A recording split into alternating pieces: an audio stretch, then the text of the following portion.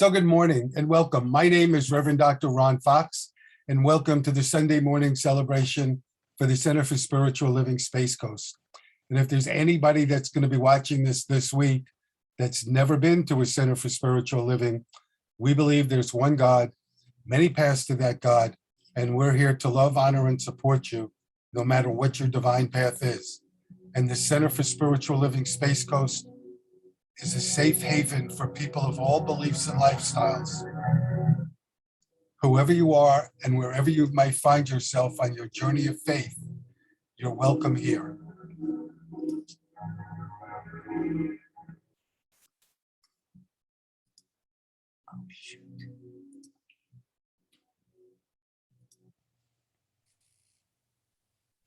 And to begin this morning, our practitioner, Jenny Panic, is going to open us with a prayer, and then our one of our congregants, Barb Loftus, is going to do a reading for us. So let us just move into this sacred space of now. Take a deep breath, hold it for a second, and let it go. Pick up your shoulders and release them from the tension. Pick them up and just drop them.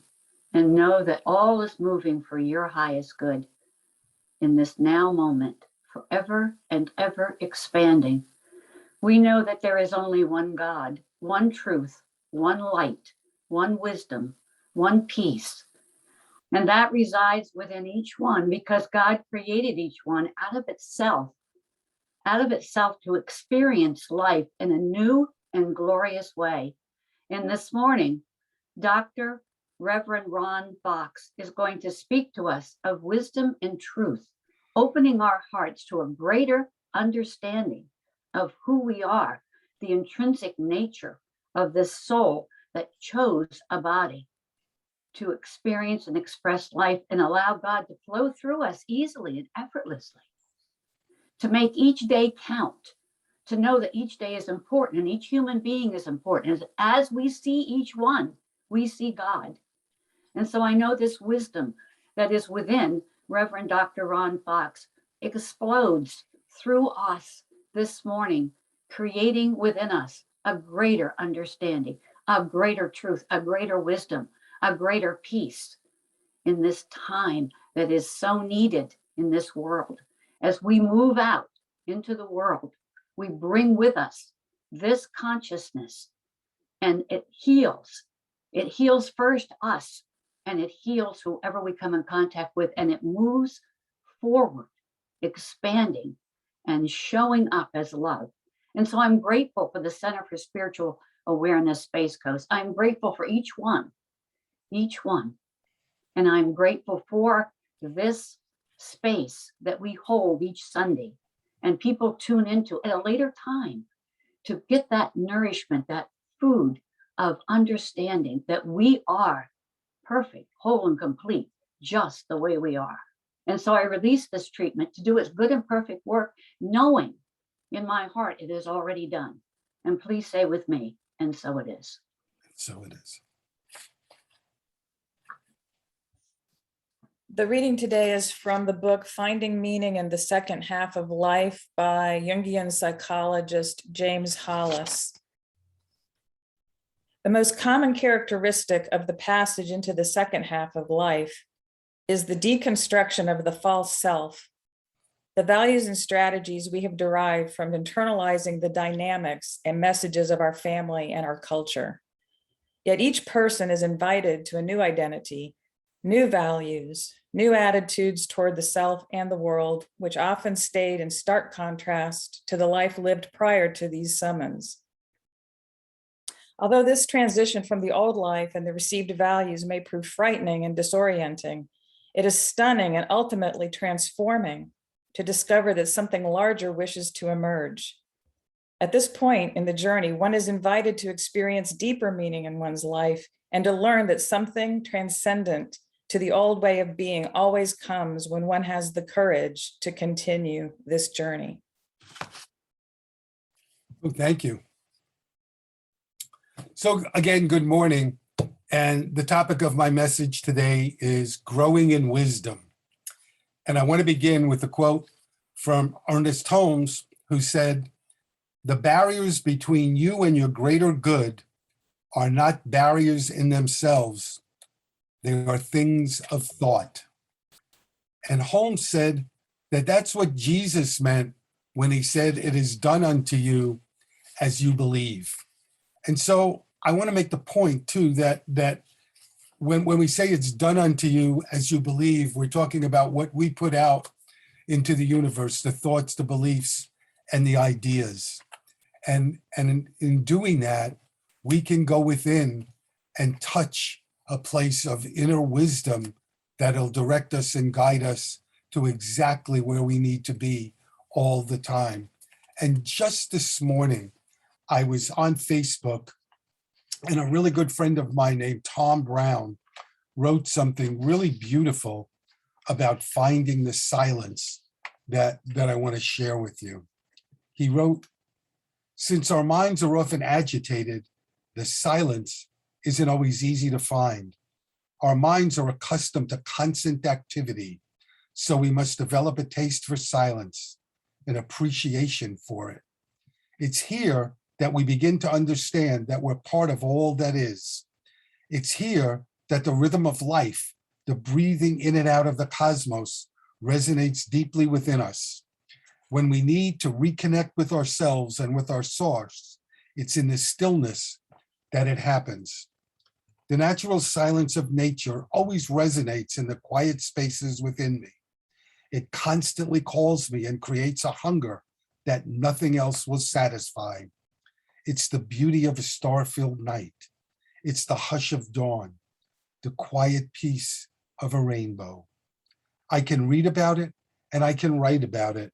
I can honor it in many ways, but until I enter into it, I'll never experience its healing presence, nor will I know the transforming difference it can make in my life.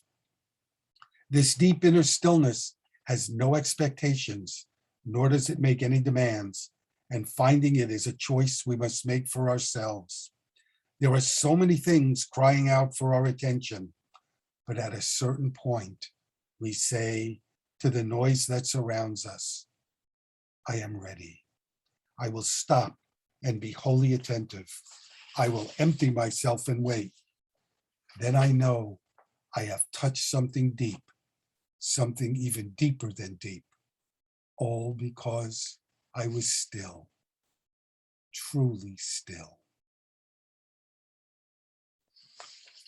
So Ralph Waldo Trine was a contemporary of Holmes, and he writes that spirit has infinite wisdom, and that to the degree that we open to it, it manifests in and through us, not through somebody else, but through us.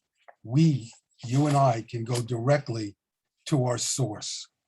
We need to go to the spirit like little children, he said, realizing that all perceived ideas and prejudices and opinions need to go away. We just need to approach spirit with the faith of a little child. So I want to talk to you about a fable that I've read, that it's part of the Hindu tradition. And it's about a young boy who needs to go to school every day and walk through the woods. And his mom, he's frightened. And his mom says to him, why don't you ask Krishna to go to school with you? And so he does. Every morning when he steps out of his house, he asks Krishna to accompany him to school, and at the end of the day back. And every day, Krishna walks with him. And one day, it's the schoolmaster's birthday, and children are expected to bring a gift for her. And this boy's family is poor. He doesn't have one. And once again, his mom says, ask Krishna. And he does. And Krishna gives him a pitcher of milk. And this young fellow goes to school, gives it to the teacher. And every time she pours a glass of milk for one of the students, it fills itself back up. And finally she says to him, where did you get this pitcher?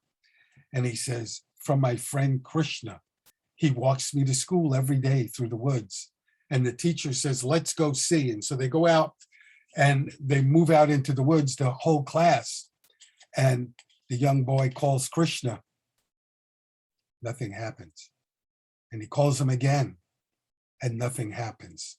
And all the school children start to laugh at him and jeer him. And the teacher tells him she's going to punish him for lying. And he calls again, and he starts to weep. And he says, Krishna, please come. They think I'm lying. And he hears a voice in his ear that whispers, I can't come because they don't have your faith. When they have your faith, I'll come to them too. And that's what Trine is telling us. We need to have the faith to come to spirit like little children.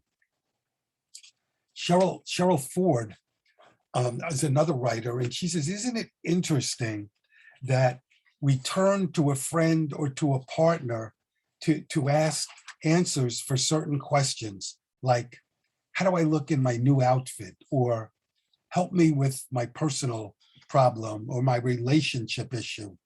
And she says, doesn't it make more sense to trust our inner wisdom? Why don't we trust that inner wisdom? Because we have self-doubts. And she says, yet there is a part within us, there's a part that knows the answer to our personal problem or our relationship problem or how we really look in whatever it is. She said, we need to let go of that part that says you might make a mistake. Let go of that and trust that our higher wisdom is going to emerge. You know, it talks in the Bible that God came to Solomon and God said to Solomon, whatever you wish you can have. And Solomon chose wisdom. And because he chose wisdom, he was not only granted wisdom, he was granted knowledge, he was granted riches, and he was granted honors.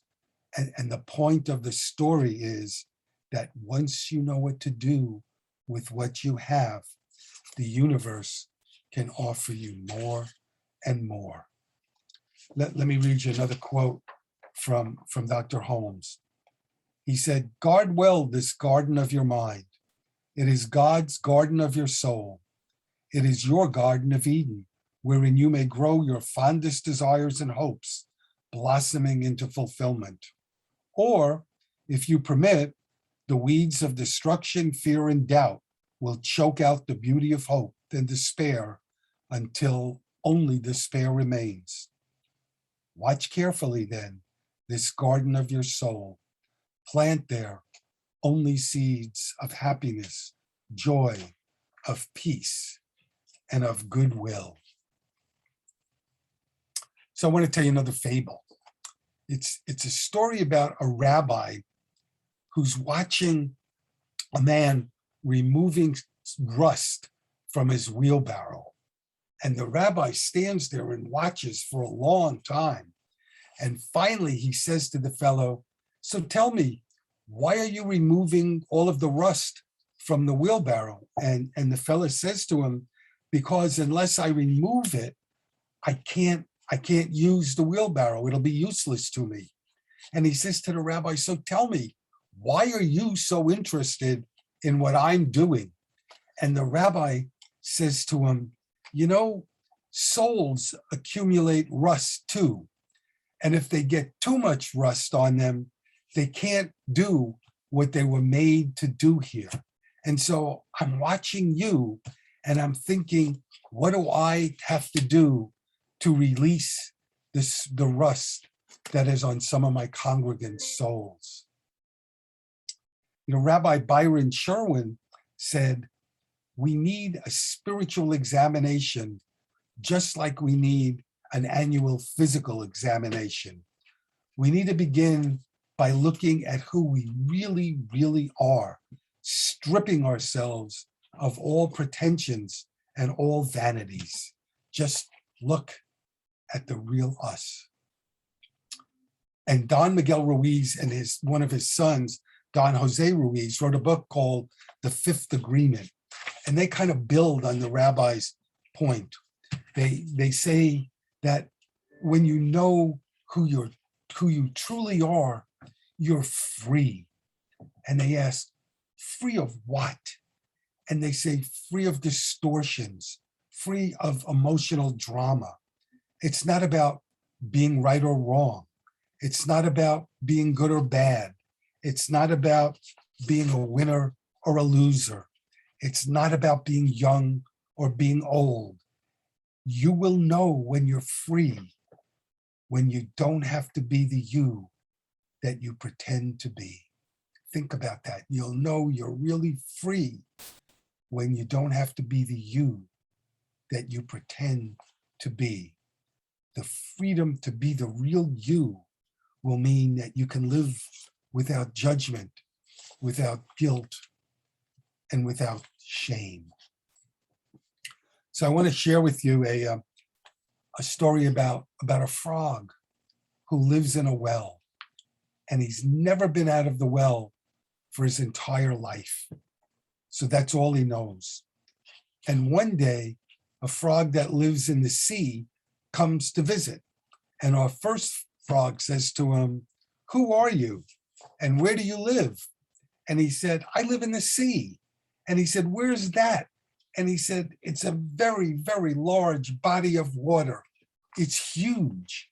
And the first frog says, "How huge?" And the second guy says to him, "Well, that sea could fill millions and millions of wells." And the first frog says to him, "Get out. I don't want anything to do with a frog like you." The point is, when we cut ourselves off from the truth, we live small. We deny what could be. God's truth is open to all of us, and it comes to us when we desire it and when we open ourselves to it. So I read a blog this week, a short blog by the author Paulo Coelho, and he wrote, I want to share it with. He says, "Somebody once asked me, 'What do you want to be your epitaph?' I answered, 'I will be cremated, but if I ever had an epitaph, it would be Paulo Coelho died while he was alive.'" And the person said, "Why is this an epitaph? Everybody dies like that." And Coelho said, no, this is not true. If the same pattern is repeated over again and again, you're not alive anymore. To die is to take risks, to pay your price, to do something that sometimes scares you, but you should do because you may like it or you may not. I don't believe suicide is an option, but we have to die several times in this life in order to understand it. To die in the sense to get rid of the old values and to move for a place that we don't know, that we won't feel secure, but at least it gives us joy. Jack Kornfield is a Buddhist teacher, and in his book, After the Laundry, the Ecstasy, he talks about, or actually it's After the Ecstasy, the Laundry, both. He asks, what draws us to this spiritual journey? What is it that pushes us to that spiritual journey? And he said, there's a mystery to being alive. Seeing a young child, the death of a loved one, a sunset, connecting us to our sacred place is our deepest need and our deepest longing. And as a way of explaining it, he tells the tale of Baba Yaga. And this is a Russian tale. And so Baba Yaga is an old lady who lives in the woods, lives in the forest, and she stirs her pot and knows all things. And young seekers come to be with her. And so one day, a young seeker comes, and Baba Yaga says to him, "Are you here on your own errand or sent by another?" And he says, "I was sent by my father." And she throws him in the pot and cooks him. Little while later, the second seeker comes, and again she asks the question, Are you here on your own errand or sent by another? And this seeker says, I am here on my own errand. And he too goes in the pot and gets cooked. And a little while later, a third seeker comes. And again, she says, are you here on your own errand or has someone sent you? And this time, the seeker says to him, in large part, I'm here on my own, but in large part, I have become of others. And in large part, I have come because you are here and because of the forest and something I have forgotten. And in large part, I know not why I come. And she says, you'll do, and takes her into her hut. We don't know all of the reasons that we go on a spiritual journey, but somehow life pushes us to go. And so I want to end saying to you, so what put you on your spiritual journey? And as a way of talking about it, I want to share with you, Becky and I have a new members class that we've done a number of times. And at the end of the class, we put up 4 questions and ask that the people in the new member class choose one and share with us on it. So I want to tell you the 4 questions, and later when we go into our discussion, maybe we could talk about one of them. The first question is, what have I experienced so far in my journey, and who have been the key people who have influenced my values and my thinking? The second question is, where am I now, or am I not, on my spiritual journey? And the third question is, what am I looking for on my journey? And the fourth question is, where do I think God is touching my life right now? Or where do I wish God would touch my life right now?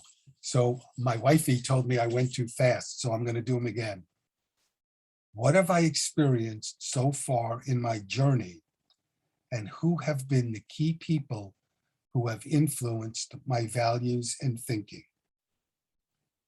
Where am I now, or am I not, on my spiritual journey?